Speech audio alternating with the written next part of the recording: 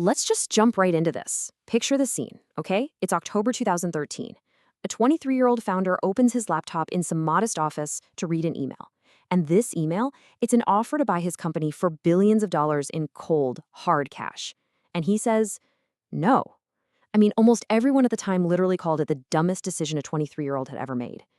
Welcome to this explainer. Today, we're unpacking one of the most famous rejections in modern business history, Snapchat refusing to be acquired by Facebook. But look, we're not just here for a history lesson. We're going to dig into the real-world mechanics of this decision, using internal emails, court testimonies, and actual market realities to figure out the true cost of staying independent. For years, you've probably heard this story framed as a total vindication, right? A simple redemption arc about a brave, scrappy founder who stood his ground against the big tech giant and won. But the reality? It is way more complicated. Think about it. When you turn down a massive company that wants to buy you out, does saying no actually protect the thing you built? Or does it just decide who gets to compete for it instead? Because, spoiler alert, the ending to this story isn't the pure, simple victory a lot of folks think it is. Let's break down exactly what went down. All right, let's get into section 1, the setup and the snub. So let's travel back to late 2013 and look at exactly where Snapchat was when Mark Zuckerberg came knocking. Evan Spiegel and Bobby Murphy had launched the app just 2 years earlier. The core idea was super simple but completely wild for the time. Disappearing photo and video messages. Teenagers absolutely loved it. But here is the critical piece of context you have to remember. It was making zero money. Absolutely zero revenue. But even with no business model in sight, the engagement was off the charts. By late 2013, people were firing off over 350 million snaps every single day. They practically caught lightning in a bottle, and trust me, the biggest player in social media definitely noticed. Which brings us to this absolute jaw-dropper of a number, $6 billion. Now, for a whole decade, the press widely reported that Facebook's offer was $3 billion, but they were actually wrong. Fast forward to Meta's 2025 antitrust trial, and Zuckerberg's own contemporaneous emails get pulled into evidence, and they revealed the real number, a $6 billion all-cash offer. Just to put that into perspective, Snapchat's last funding round had valued the entire company at way under $1 billion. So to the outside world, turning down $6 billion in pure cash for an app making $0, it looked like pure recklessness, just dressed up as founder conviction. I want you to consider the dynamic in the room for a second. This right here is Mark Zuckerberg's actual email to his own execs right after making the pitch. He wrote, "I delivered the offer to Evan and he seemed to take it well. He told me he thought he could get it done and that he'd call me back quickly." Basically, Zuckerberg reached out directly. He made the pitch, he slapped an astronomical pile of cash on the table, and he went back to his team fully expecting a deal to happen. But then, Spiegel made that phone call. And the answer? A flat-out no. Just like that, this 23-year-old kid walked away from $6 billion. Unbelievable, right? So the million-dollar, or I guess billion-dollar question is why? Was this some highly calculated strategic bet against Facebook's long-term future? Well, according to Evan Spiegel himself, looking back on it years later, it really wasn't. He said, "I wish I could say it was wisdom, but I think Bobby and I just loved what we were doing. We loved what we were working on, and we believed in the future of it." They just deeply believed in their product. But here's the thing about the ruthless world of tech. Belief is not a moat. You can love what you're doing all day long, but when you look a giant like Facebook in the eye and say no, they don't just pack up their bags and go home. Which leads us straight into section 2, Facebook's immediate retaliation. The fallout from that rejection was swift, and man, was it aggressive. Facebook didn't just shrug and move on. They practically sprinted back to their development teams. Within mere weeks of Spiegel saying no, Facebook rushed out its very own disappearing message app. They called it Poke. This was a direct, retaliatory strike aimed squarely at the heart of what made Snapchat special. But here's the totally fascinating part. Poke completely flopped.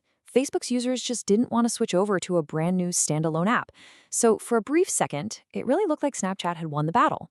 It looked like their magic couldn't just be copy-pasted. But as we know, Facebook is nothing if not persistent, and they definitely took notes on that failure.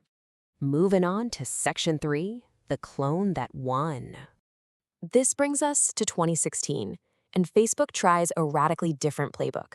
This time, they leaned on a massive asset they already controlled, and honestly, it was a masterclass in market strategy. See, their first attempt, Poke, asked users to go out, download, and learn a completely new app. That's a lot of friction. But in 2016, they used Instagram, which they'd already bought years prior. They rolled out a new feature called Stories. It was pretty much an exact clone of Snapchat's core disappearing format. But this time, it worked beautifully. And why? Because Instagram already had this gigantic built-in audience. They didn't have to convince people to download anything new. They just gave their existing millions of users a reason to use Instagram the exact same way they were using Snapchat. The shockwaves through the industry were absolutely seismic. As one VP at the digital ad agency Ensira put it, and this is a direct quote, the death knell for Snapchat was Instagram Stories. Now, I know death knell sounds super dramatic, but it perfectly captures just how devastating that launch was to Snapchat's forward momentum. Practically overnight, the one unique, magical thing that made Snapchat special was suddenly right there on an app everyone was already scrolling through all day long. Just look at the sheer speed of how this all played out. Snapchat launches in 2011. 2 years later, 2013, they turned down the $6 billion. Fast forward to 2016, Instagram Stories drops and directly copies them. And then we hit 2017. Snapchat finally goes public at $17 a share. But within months, that stock just plummets well below the initial price. Actually, one investment bank literally downgraded Snapchat stock and specifically cited Instagram's cloned features as the primary reason for it. Facebook's strategy was firing on all cylinders, and it was hurting Snapchat where it really counted, right in the public markets. And that brings us to Section 4, Equity versus the Market. Okay, let's pull back the curtain on this famous tech legend and look at the nuanced reality here.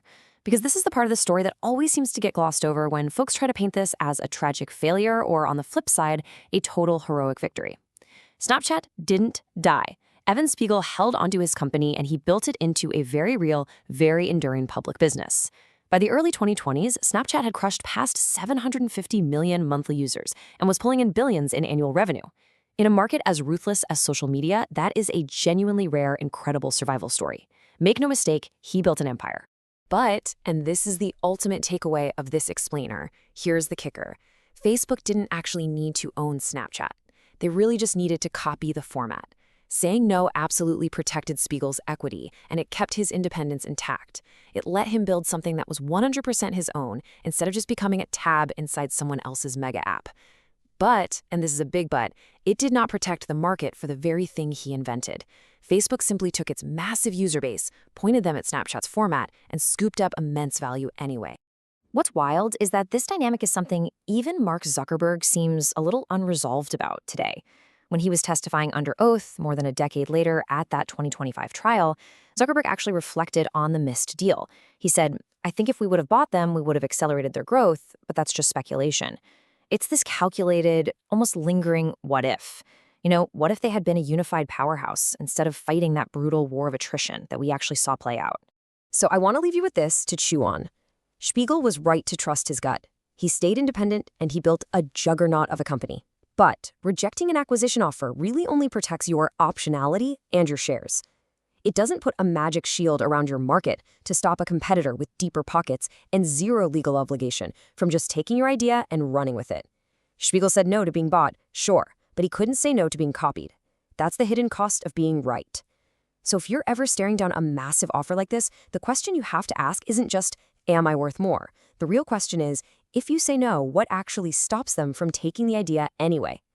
Thank you so much for hanging out with me for this explainer. If you found this breakdown valuable and you want to unpack the real mechanics behind more of these massive business moves, definitely hit that subscribe button. Until next time, keep learning and keep asking the hard questions.